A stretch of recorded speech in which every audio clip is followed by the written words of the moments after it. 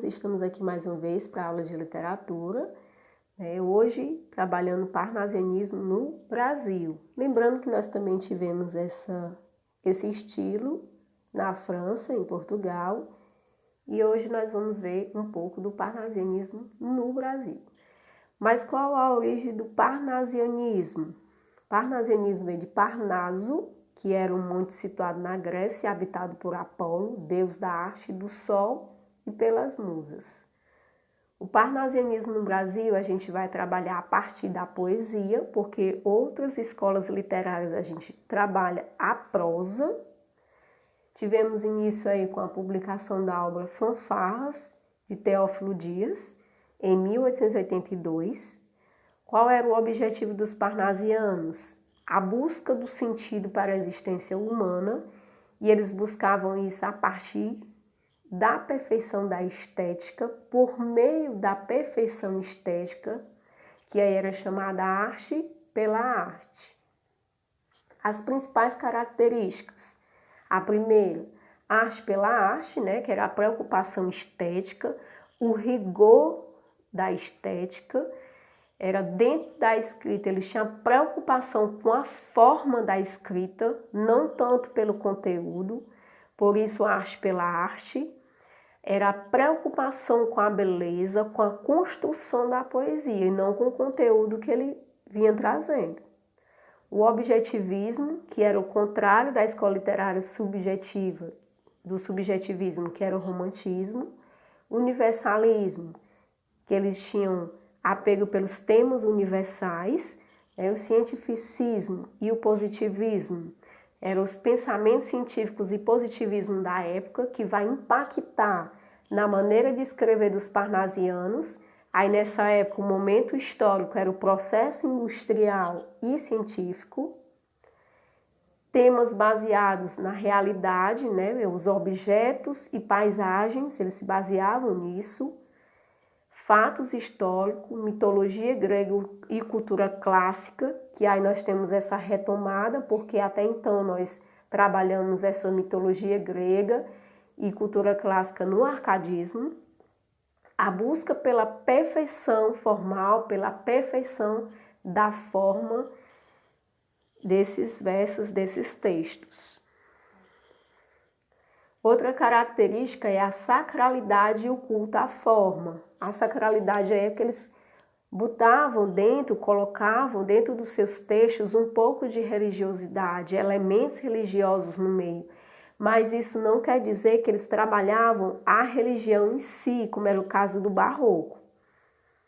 Eles tinham a preocupação com a estética, com a metrificação, a metrificação aqui no caso que a gente vem lembrar, a metrificação são a separação por sílabas, são os versos dos mesmos tamanhos, como fosse uma fita métrica, por isso que metrificação, essa metrificação a gente vê também, a gente trabalha também um bom autor, um autor do barroco, romantismo, do parnasianismo e simbolismo, trabalha essa característica metrificação.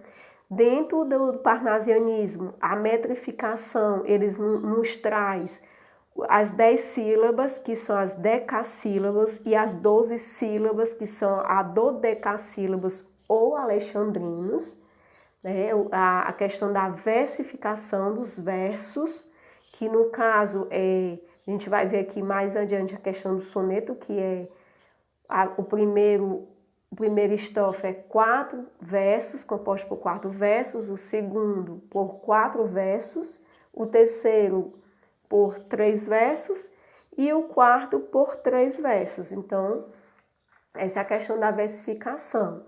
A utilização de rimas, as rimas eram rimas ricas, que são rimas ricas, trabalham as classes gramaticais diferentes e palavras raras.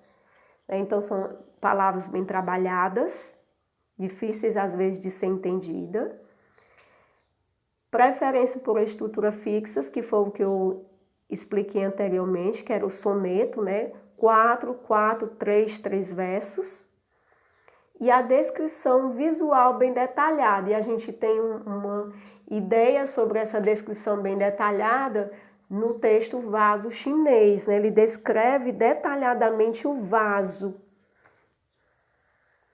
E aí nós temos aí o parnasianismo na tríade parnasiana, né? Que são os 3 autores principais, Olavo Bilac, Alberto de Oliveira e Raimundo Correia, que são esses principais autores, que é chamada a tríade, porque são os 3 autores, tríade parnasiana. O primeiro que nós temos aí é o Alberto de Oliveira, em 1857 e 1937. Ele é considerado um mestre da estética, o mais perfeito dos poetas parnasianos. Ele se destaca em seus poemas a partir da perfeição formal, né?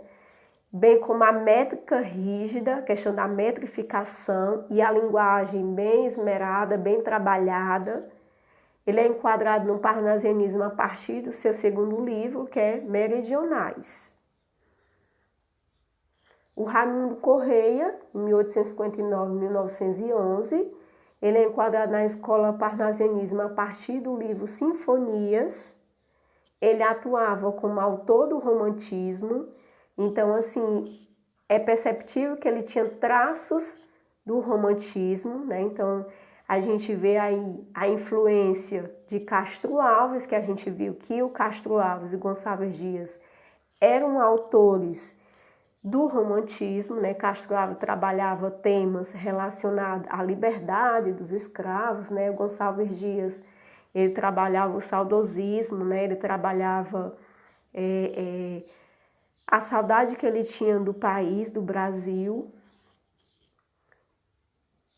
Os temas preferidos é a perfeição formal dos objetos e a cultura clássica. Percebam aí que ele sempre traz a questão da cultura clássica e a perfeição das formas dos objetos. Ele usa versos impressionistas para cantar a natureza, né? Eles têm esse apego pelos temas da natureza para detalhar. A poesia de meditação, tendo o pessimismo e a desilusão como característica. Então, esse daí foi o Raimundo Correia. E aí nós temos o Olavo Bilac, em 1865 e 1918. Ele teve sua carreira inteiramente enquadrada no parnasianismo. Um detalhe aqui, gente, é que muitas vezes traz no vestibular que o Olavo Bilac, ele é nacionalista. Até então isso é verdadeiro, mas dizer que o parnasianismo é nacionalista, isso não é verdade, ok? Ele usava a linguagem bem elaborada, com inversões da estrutura gramatical, que é chamado também de hipérbato. A gente percebe isso no hino, né? Quando ouviram do Ipiranga as margens plácidas de um povo herói, o brado retumbante, aí tem uma inversão, que deveria ser o quê?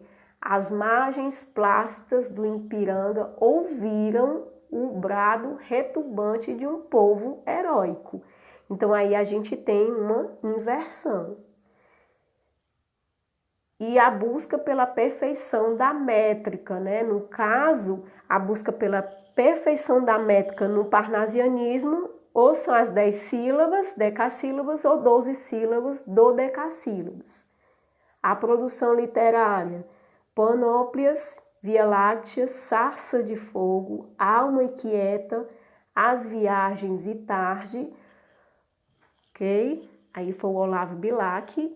Outra característica também que nós temos no parnasianismo é a imparcialidade, que o parnasianismo ele não se envolve, assim como o romantismo, que é diferente, né? A impassibilidade também, que é outra característica, que é o quê? É ele não se envolver demais, ele não se emocionar demais como ele se emocionava no romantismo. Então, a imparcibilidade é não se envolver e a impassibilidade, ele é passivo, ele é na dele, ok? Então, espero que eu tenha ajudado vocês e até a próxima. Um abraço a todos.